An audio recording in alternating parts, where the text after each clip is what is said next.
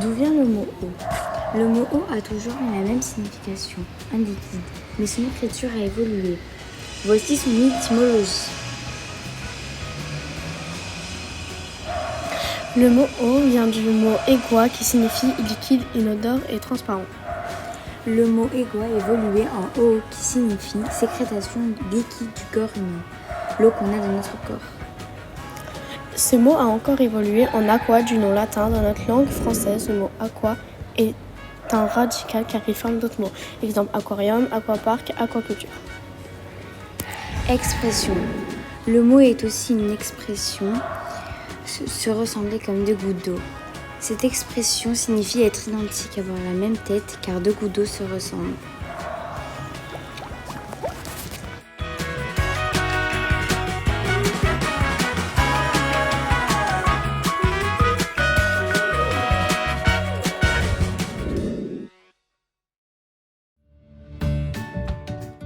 L'origine du mot fleur.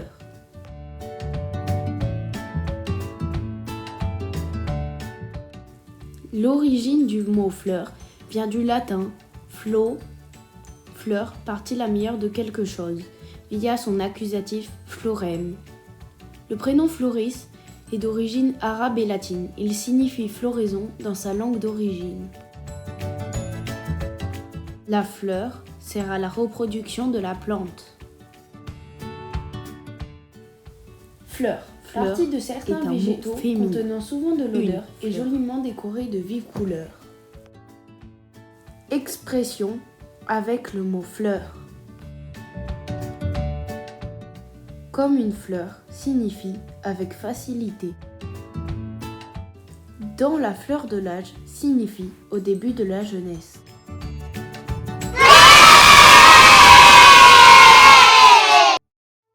Bonjour, aujourd'hui nous allons vous présenter le mot bonjour. Au Moyen-Âge, bonjour s'écrivait en deux mots, bon et jour.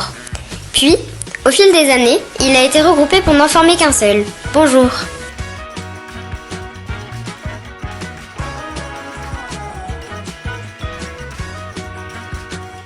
Les synonymes de bonjour sont enchanté pour soutenu, bonsoir pour courant et salut pour familier. Mais il y en a tant d'autres tels que adieu, au revoir et coucou.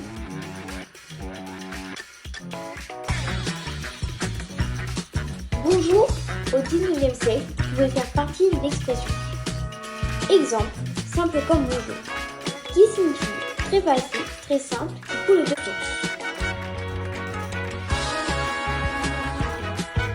Dans certains pays tels que le Canada, nous ne disons pas bonjour en se rencontrant, mais en se quittant.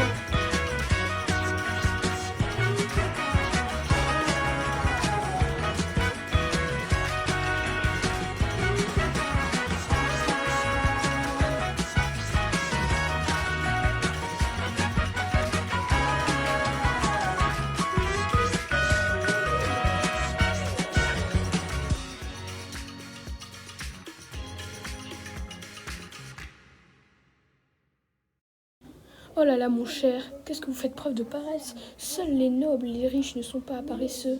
Vous le saviez ça au moins? Pose un problème que je dorme? Mais oh, tu me laisses dormir, d'accord? Mais vous saviez au moins que le mot paresse venait du latin PS, qui veut dire ne pas travailler.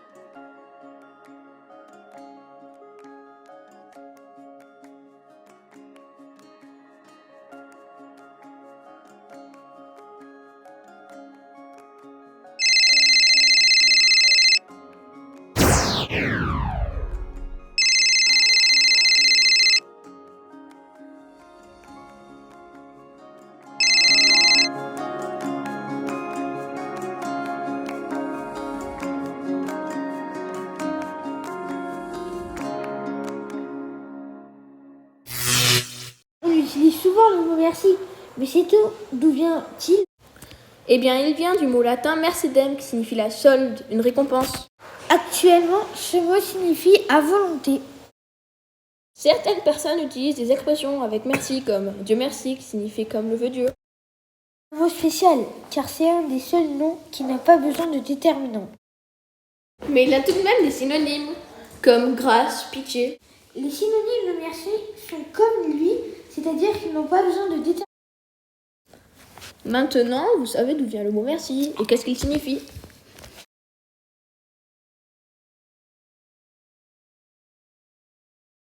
Merci bien.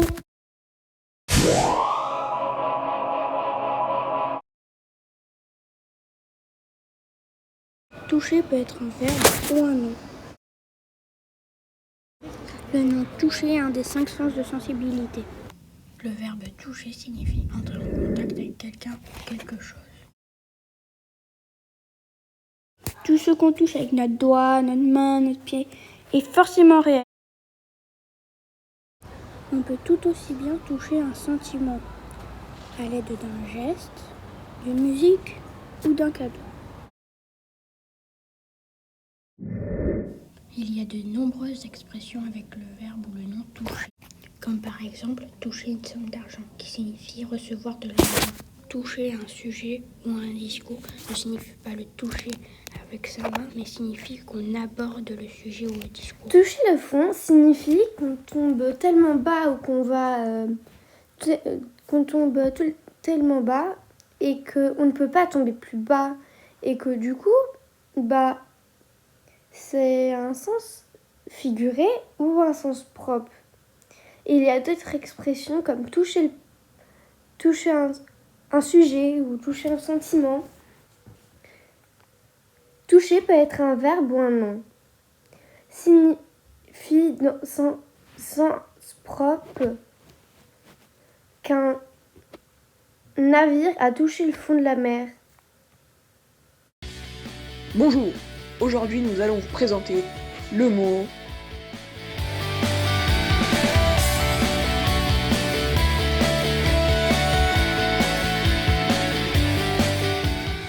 chute, abandonner, tomber.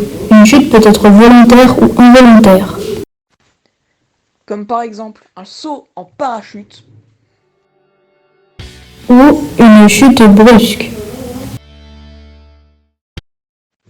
Mais attention, ne confondez pas le mot chute et chute qui sont des homophones. Un désigne le fait de tomber et l'autre de se taire. Le mot chute vient du mot latin caduta qui signifie aussi abandonner ou tomber. Voici quelques endroits où nous utilisions le mot chute sous le règne latin. La chute n'est pas un échec. L'échec, c'est de rester là où on est tombé.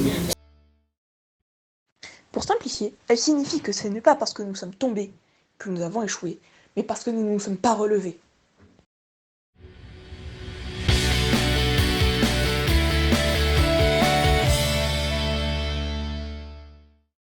On va vous dire tous les secrets du mot fabuleux. C'est un endroit fabuleux pour pique-niquer, n'est-ce pas? Oui, mais d'où vient le mot fabuleux? Je ne sais pas. Demandons à un maestro. Fabuleux vient du latin fabulus et a des racines latines. Fable signifie récit et fa signifie parler. Fabuleux, avant le XVIe siècle, voulait dire quelque chose d'irréel qui n'existait pas, donc ce mot n'a pas changé de sens depuis le XVIIe siècle. Fabuleux a des synonymes comme admirable et épique qui sont soutenus. Il y a aussi fou qui lui est plutôt familier, fantastique qui est courant. Mais il y a des antonymes comme commun et vrai qui eux sont courants. Maintenant vous savez tout sur le mot fabuleux. Merci de votre écoute et de votre attention.